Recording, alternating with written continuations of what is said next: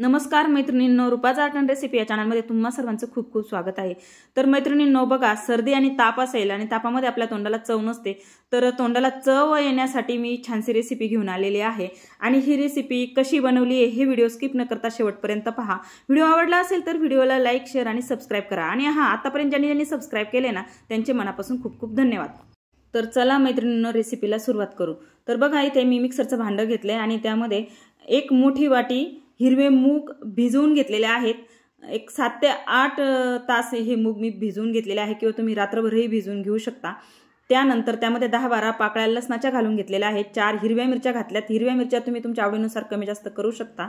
त्यानंतर कोथिंबीर घालून घेतलेली आहे भरपूर अशी, आणि 1 वाटी इथे तांदळाचं पीठ घालून घेते। तर मैत्रिणींनो, तांदळाचं पीठ तुमच्याकडे उपलब्ध नसेल तर तुम्ही यामध्ये 1 तासभर भिजवून तांदूळ घालू शकता। त्यानंतर अर्धासा चमचा मी तिखट घातलेला आहे, पाव चमचा हळद घालून घेते आहे, अर्धासा चमचा इथे मी गरम मसाला घातलेला आहे, 1 चमचा धन पावडर घालून घेते आणि 1 चमचा जिरं घालून घेतलेला आहे। जिऱ्याने छान चव येते।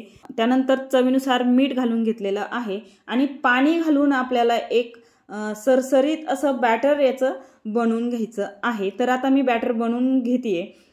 तर बघा, इथे आता बॅटरही बनवून झालेलं आहे। आणि मैत्रिणींनो, जर लहान मुलं खाणार असेल तर तुम्ही याच्यामध्ये मिरच्यांचं प्रमाण कमी करू शकता, आणि जे आपण लाल तिखट घातले ते सुद्धा तुम्ही कमी करू शकता। म्हणजे आपल्या आवडीनुसार आपण तिखटाचं प्रमाण कमी जास्त केलं तरीही चालेल। त्यानंतर बघा, हे बॅटर या पद्धतीचं मी बनवून घेतलेलं आहे आणि हे बॅटर मी एका बाउलमध्ये काढून घेते। हे बॅटर आपल्याला थोडंसं मिक्स करून घ्यायचं आहे, म्हणजे ते व्यवस्थित एकसारखं होईल। आणि त्यानंतर आपल्याला याचे डोसे बनवून घ्यायचे। तर बघा, मी आता एक तवा गरम होण्यासाठी गॅसवर ठेवते। तर बघा, इथे मी गॅसवर तवा ठेवून घेतलाय। तवा गरम झालाय। तवा गरम झाला की यावरती पाण्याचा हपका मारायचा आहे आणि तवा आपल्याला असा पुसून घ्यायचा आहे, म्हणजे तव्याचं टेम्परेचर कमी होतं आणि डोसा पसरवताना तुटत नाही। तर बघा, इथे 2 पळ्या मी बॅटर घालून घेतले आणि डोसा व्यवस्थित असा पसरून घेते।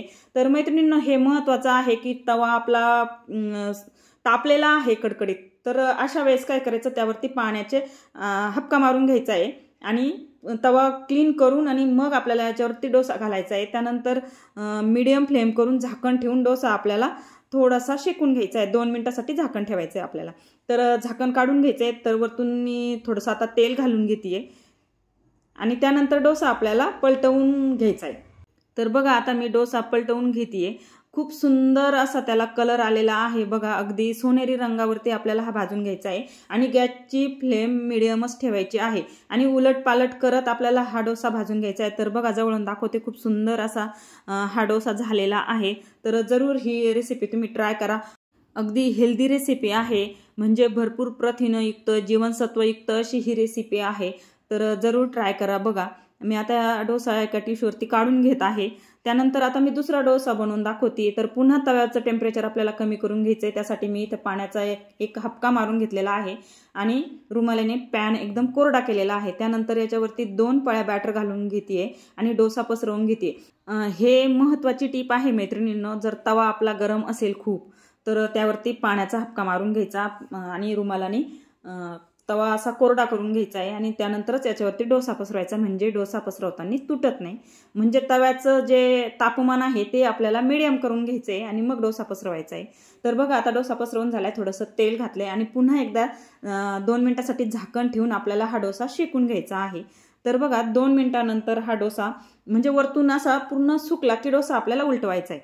तर बघा, खूप छान असा हा डोसा झालेला आहे। तर डोसा आता मी पलटी करून घेते। बघा, खूप सुंदर असा सोनेरी रंग आलेला आहे आणि चवीला तर खरंच भन्नाट लागतो, अगदी तोंडाला चव येते।